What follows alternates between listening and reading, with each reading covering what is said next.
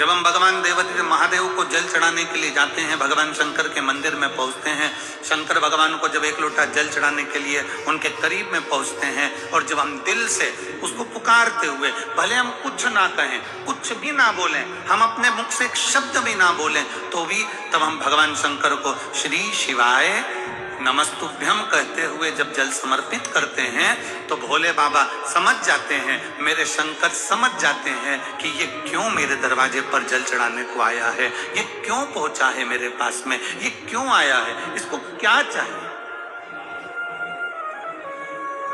ये क्या लेने के लिए आया है, क्यों पहुंचा, किस लिए आया।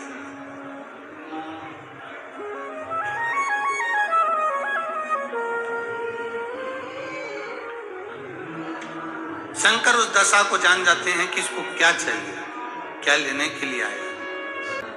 रोज शंकर के मंदिर में प्रतिदिन जाने वाले को और एक और चीज अपने स्मरण में रहे, अगर शिव के मंदिर नहीं जा सकते तो अपने घर में जो शिवलिंग है उस पर जल चढ़ाओ।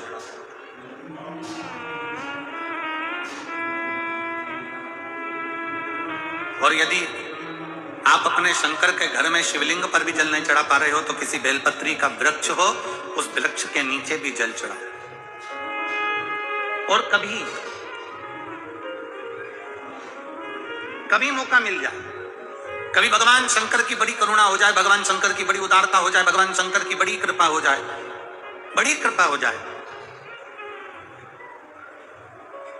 भगवान शंकर जिस दिन तुम्हारे ऊपर बड़ी कृपा कर दे, किसी सोमवार को 3 नियम बना लो। जिस दिन मेरा भोले बाबा तुम पर कृपा कर दे उस दिन सोमवार का एक नियम बनाओ कि महीने का एक सोमवार मुझे ऐसा करना है, 3 नियम धारण करना है महीने के सोमवार को। पहला, सुबह जाकर शंकर भगवान को 1 लोटा जल चढ़ाना है। दूसरा, दोपहर के समय पर जाकर मुझे बेलपत्री के वृक्ष के नीचे एक चावल का दाना रखकर बेलपत्री की 7, 11, 21, 108, 51 जितनी परिक्रमा आप लगा सकते हो वो लगाना है। और तीसरा, बेलपत्री के वृक्ष के नीचे और शंकर के मंदिर के दरवाजे पर मुझे एक घी का दीपक लगाना है। बस ये 3 नियम जिसने महीने में एक बार ले लिया, समझ लो उसको पीछे हटने की जरूरत ही नहीं, वो आगे ही बढ़ेगा। महीने के किसी एक सोमवार का ऐसा नियम बना लो कि मुझे 3 नियम धारण करना। महीने के किसी भी एक सोमवार पर, हम ये नहीं कहेंगे कि तुम सोमवार 5 पढ़ रहे हैं तो 5 को करो, 4 पढ़ रहे हैं तो 4 को करो, 3 पढ़ रहे हैं तो 3 को करो। तुम महीने का एक सोमवार का नियम बना। और मेरी जीजियों से, मेरी बेटियों से जो विदेश में रह रही हैं, जो कहीं बाहर रह रही हैं, कहीं बड़े शहर में रह रही हैं, जो रोज मंदिर नहीं जा सकते, हर किसी महीने के एक सोमवार को भी ये नियम निर्धारण कर सकते, तो उनसे कहेंगे कि 3 महीने में एक सोमवार का नियम बना लो। 3 महीने में नहीं बना सकते तो 6 महीने में एक सोमवार का नियम बना लो। और 6 महीने में नहीं बना सकते तो 1 साल में एक सोमवार का ऐसा नियम बना लो कि मैं साल का एक सोमवार ऐसा रहूंगी कि सुबह सोमवार के दिन मंदिर में जाकर जल चढ़ाऊंगी, दोपहर में जाकर बाबा को एक अक्षत का दाना रखकर, अक्षत का मतलब है कि बाबा मेरी दिनों दिन उन्नति करना। बेलपत्री के वृक्ष के नीचे जो अक्षत रखा जाता है वो उन्नति के लिए रखा जाता है। शंकर के शिवलिंग पर जो अक्षत रखा जाता है वो रोग मुक्ति के लिए रखा जाता है। अशोक सुंदरी पर जो अक्षत रखा जाता है वो संतान प्राप्ति के लिए रखा जाता है। षडानंद कार्तिकेय की ओर जो अक्षत रखा जाता है वो हमारे बच्चों की सुख समृद्धि के लिए रखा जाता है। विनायक की ओर, गणेश जी की ओर जो अक्षत रखा जाता है वो हमारे घर में कोई मंगल कार्य आ जाए उसके लिए रखा जाता है। और जो पीठिका होती है जिसपे शिवलिंग रखा होता है, पार्वती जी का हस्तकमल, उस पर अक्षत रखा जाता है तो नारी के अखंड सौभाग्य के लिए रखा जाता है। अक्षत रखने का भी तरीका है। एक चावल का दाना कहाँ रखा जाता है, क्यों रखा जाता है, कैसे रखा। अब कई लोग कहते हैं गुरुजी ये शिव महापुराण में आप ये नियम बताते हो, तरीका बताते हो। हम तो उनसे कहेंगे डॉक्टर के पास जाओगे तो डॉक्टर भी गोली लिखकर ये नहीं कह देगा कि ये सारी गोली एक साथ खा जा।